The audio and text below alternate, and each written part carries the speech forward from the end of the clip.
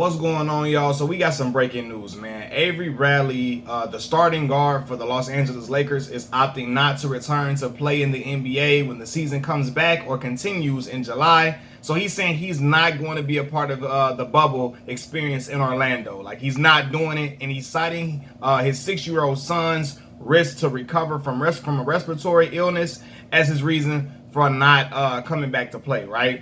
I think his son has a respiratory disorder, so he's not coming back to play. And for that, I can't blame him, right? You got to put your health of your child before anything, right? He's a father first, and he has to make sure that he's doing everything to ensure his son's safety. So I ain't got no problems with that at all. And even if he didn't want to return because his possible health risk, I would understand that, because like, for me, of course, LeBron is my dog. I want to see my boy win his 4th championship, but I understand that, like, people's health is more important than me being entertained or me wanting to see my favorite player get another championship. I'm not more concerned with being entertained than a human being's health at all. And anybody who is upset with Avery Bradley for not returning is actually showing that they only view athletes as just like entertainers or hoopers, and not actual human beings. So I don't got no problem with Avery Bradley not returning.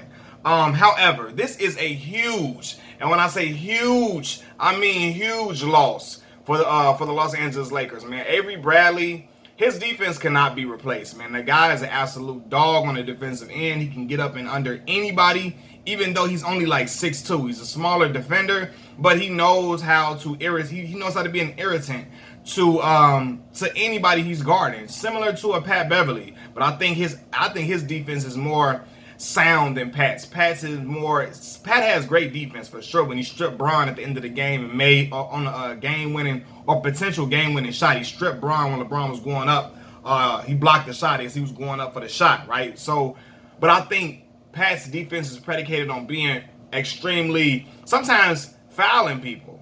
Avery Bradley knows how to be physical without fouling people, and still knows how to get up and under you to irritate you from shooting or hitting any shots, right? Not only that, Avery Bradley can be a guy who can score on occasion when necessary. We saw when the only time the Lakers beat the Clippers this season, Avery Bradley went off for like 24 points, and he was like 6 of 12 from 3. Hit some crazy shots, and he played hellacious defense that whole game. So, like, Avery Bradley's contributions to this team cannot be undermined. It can't be downplayed. He is essential to this team, especially if they want to be a title contending team, right? So I was like, when I found that, I'm like, damn. I don't know, man. It's like they really need Avery Bradley. Even though I knew Avery Bradley wasn't going to get 24 every game, but he is a guy who will get you one of them big games that you would need from a role player or somebody else, a starter on a team. You would need a big game from somebody like that to get you over the hump. It can't be all LeBron and AD, and I understand that, right? But now they're saying that J.R. Smith is the main target.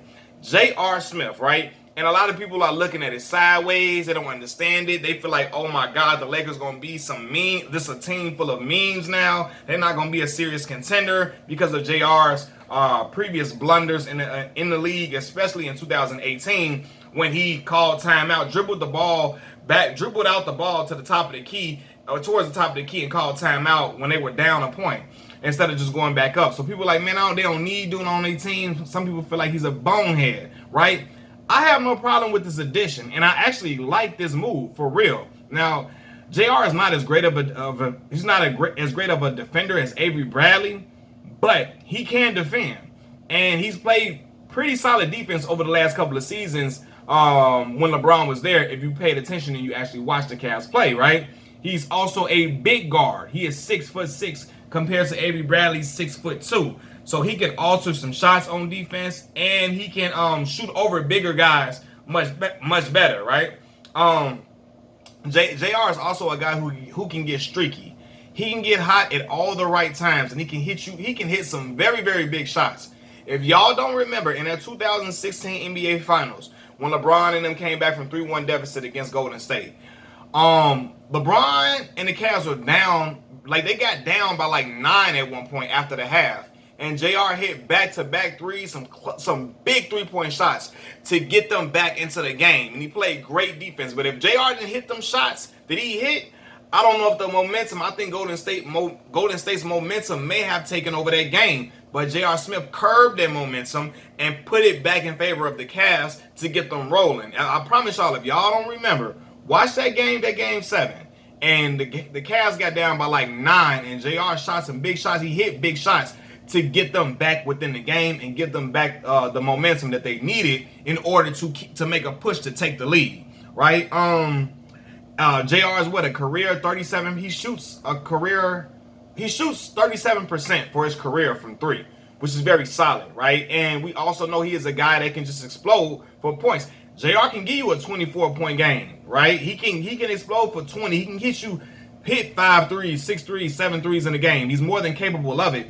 And the Lakers will need a guy who's able to do that because, as I mentioned before, it can't be all AD and LeBron. It got to be some other guys that step in and make a difference. And JR can definitely make a difference without question, right? I think the fact that he's comfortable playing with LeBron makes a difference. He knows how to get open for LeBron to find him, and they know how to connect to hit timely shots.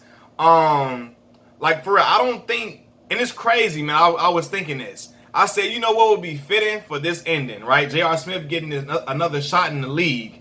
It would be for him to hit a game-winning shot in the NBA Finals. If he hits a game-winning shot in a big game, it would be like, man, it would actually, like, make up for him making that bonehead decision, you know what I'm saying, going back, like, taking the ball back to the top of the key and calling timeout when they were down 1. I think it would make up for that moment. And I think it would be a great way for him to earn, I guess not earn trust, but get back in good favor with teams and show that he's actually a guy who can be reliable on a championship caliber team. So I think this is a great opportunity for him, right?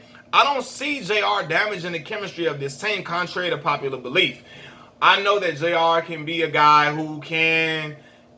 We seen him get somebody. Who was he giving dap to one time on the bench? He went up to the bench. It was Jason Terry. He gave dap to or something on the bench or something crazy, and he left his guy open to score the ball. Like, I know he can be kind of a guy that people feel like, oh my God, he's not all the way honed in. But I think at this moment he's eager to prove himself and prove that he is still a guy who can be a valuable asset to a team. So I think he's hungry for an opportunity to win another championship. We saw how emotional he got and how much he really wanted that championship in 2016. So I think that, it's going to bode. I think it will bode well for this team. He's not as great of a defender as Avery Bradley, as I said before, but he can defend. So I think it'll make a difference, man. I really like this addition. And I also cannot underestimate the addition of Neon Dion Waiters, or Philly Cheese, right? Now, I made a video earlier in the season when Dion had supposedly got high on some edible gummies and tripped out or whatever. But he's another guy that's eager to prove himself. And Dion can flat out score the ball. He is a scorer. That's what he does. And there's going to be some times where the Lakers will need a professional scorer outside of AD and LeBron to help carry the load. Like, this Lakers team, we know what AD and LeBron can do, but we need...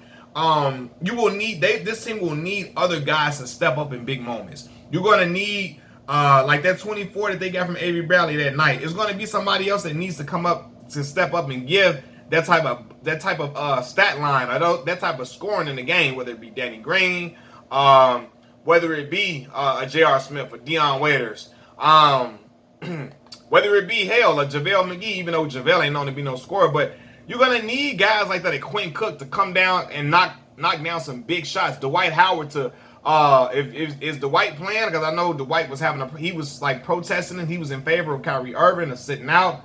I don't know if Dwight is playing or not, but you're going to need some guys that can alleviate the scoring load for this team, alleviate the scoring load that LeBron and Anthony Davis carry. So I think it's going to be big, man. JR got clutch in him, man. And no pun intended, because we know he signed a clutch. LeBron, Randy and Maverick and them's sports agency. But as I said, man, he was huge for the Cavs in the 2016 NBA Finals and that whole playoff push, man. He made a hell of a difference, man. He was getting streaky against Atlanta, all them other teams. He had some very, very good games, man. And he proved himself. And he earned that $55 million contract that LeBron pushed for him for the Cavs. So I didn't like when people were saying, oh, he didn't earn that. Why did they pay him that? He earned that. Without J.R. Smith shooting and defense, they wouldn't have won that championship, especially in that second half of that game 7. He proved to be worthy. As well did Tristan Thompson when in that 2015 NBA Finals when